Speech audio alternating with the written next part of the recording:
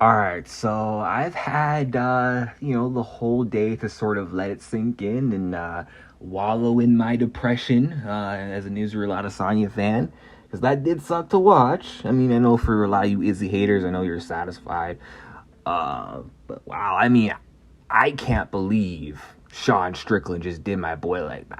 I can't believe it. I mean, look, I should have given Strickland more credit ahead of this fight.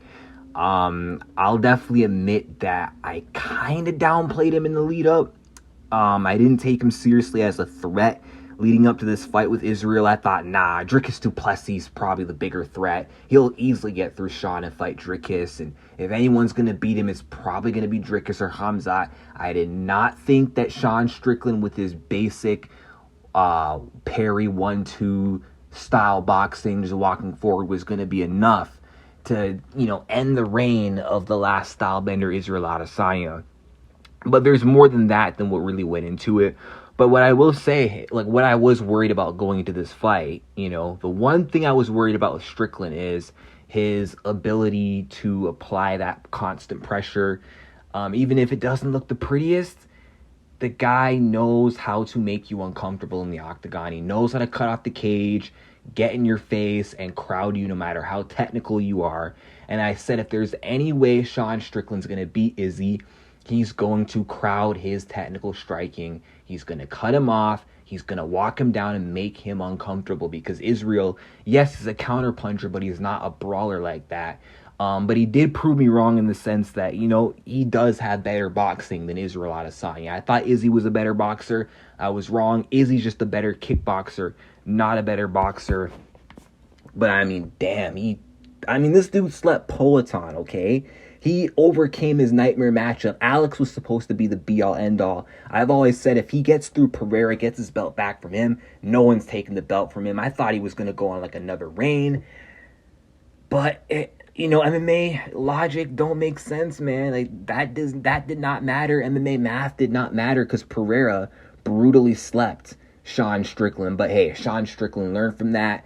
And I overlooked the stats as well going in when it said statistically Strickland has better defense than Israel. I didn't take that seriously. I'm like, nah, bro. There's nothing special about his defense. Israel should land on this guy. No, his defense was really good. He would walk Israel down, and when Israel would try to counter him, he did a good job just doing enough to pull himself out of the way just enough to make Israel Adesanya miss. He was able to negate the counter striking of Izzy.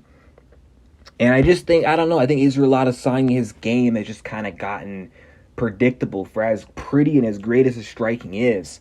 A lot of what he does is feint, leg kick, post out, move back, feint, leg kick, jab, move to the right, feint, question mark kick, then repeat. That's pretty much all he does, Israel has gotten predictable over the years, and now it seems like, once you take away his leg kicks, you take away 50% of his game because he really has nothing else.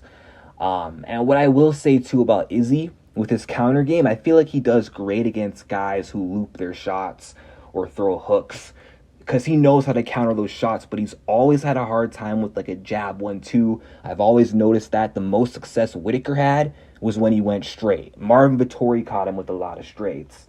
Jan landed a lot of good jabs. The reason why he had an easier time with Alex Pereira, because even though Alex is better than Sean striking-wise, he has a different striking style. It's mainly revolved around looping shots, looping hooks, big uppercuts, and that left hook. And Israel Adesanya fought him a bunch of times. He had a great feel of his style. He knew what to do to sort of negate him, not get caught. And Pereira needed to, build up with his leg kicks to actually get to Izzy with his punches. Sean Strickland didn't need that. He just didn't give Izzy space to be Izzy. And Israel Adesanya, tried using the cage as his best friend, backing up, circling, and it just was not working. The leg kicks weren't working. Izzy's game wasn't working. He could not be Izzy last night. So I gotta credit Sean Strickland for neutralizing Izzy. It sucks to see that happen to my guy Israel, given all the drama that went into the fight. There are some things I can't defend Izzy on. I'm not going to disclose it on this channel. It's too nasty, but you know what I'm talking about. Shout out to the puppy, like he said. But man, I was hoping that Israel Adesanya would get a devastating knockout win or something like that, and the people would forget. But nope, he lost, and this one's gonna sting for me. This one's gonna sting for Israel and all the Israel fans. But hey, that's the sport, man. It's unfortunate, but good for Sean Strickland. Good for Sean Strickland. Like I said, leading up to this fight, I have nothing against Sean. I love Sean. I've always been a fan of Sean Strickland. I would be happy to see him become champion against anyone else but Israel Adesanya. Anyone but Izzy. So that's it. I said the same thing about Leon Edwards when he became champ. I said I would have been happy to see him become champ if it wasn't off my favorite welterweight. So it's the same in this case, but I'm just glad Israel Adesanya, at least he didn't go 4-0 or 0-4 to Poatan. I know Pereira is now 5-1 over him because not only did he beat him 3 times, he's now beaten 2 guys that have beaten Israel Adesanya, Strickland and Jan Blachowicz. So whatever, he has his ups on Izzy in the rivalry. I said that this trilogy somehow was going to get spoiled by one of them losing. Izzy lost, so Pereira Adesanya 3 in MMA is never going to happen. But hey, Pereira's 5-1, doesn't need to happen.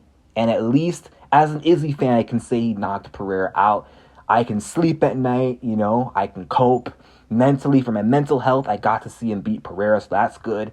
Even though his second reign, unfortunately, was cut short to the hands of Sean Strickland. Sean just is that guy. He's better than I thought.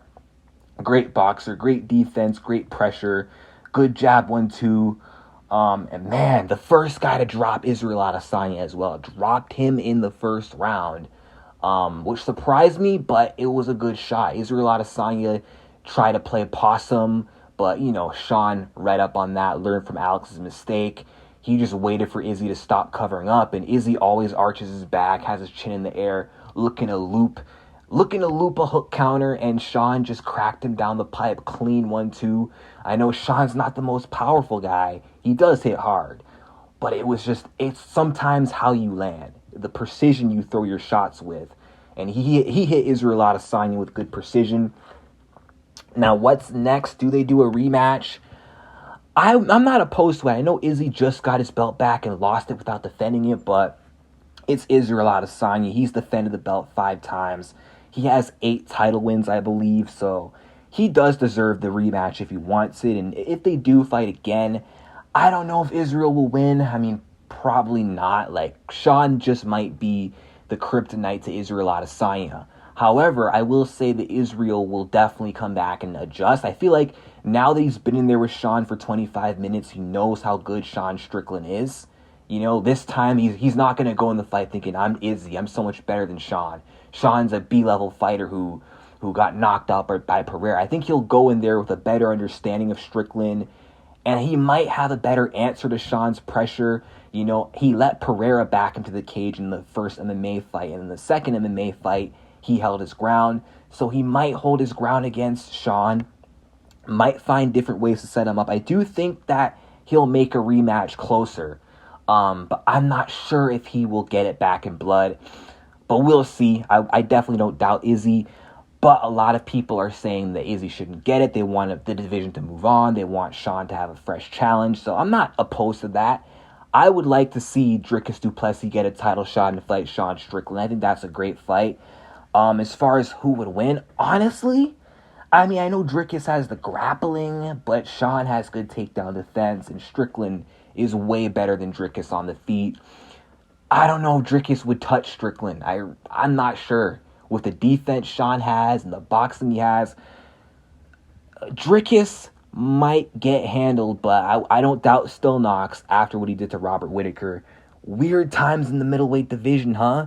We went from Robert and Israel running middleweight. Now DDP and Tarzan Strickland have taken over. Of all people, the guys to be the doomsday of Izzy and Whittaker was Sean Strickland and Dricus Du Plessis. It's like we're living in some kind of Twilight Zone, man. Damn, but hey, respect to Sean Strickland. congrats. You know, he deserves his flowers. Not going to take anything away from him. I mean, to outclass Israel like that's insane. Good for his resume. Good for his career. Will he be a long-reigning champion? Will he be able to hold on to the belt? I don't think so. I think he only has like maybe a defense in him. Beyond that, he'll probably lose to Cannonier again. There's other guys who might have a chance at beating him, like Khamzat Chimaev.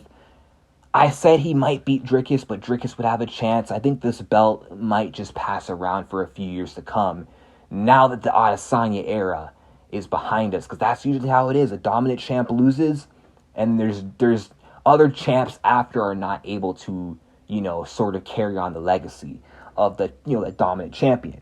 But anyway, let me know what you guys think in the comment section down below. Like and subscribe, and peace out.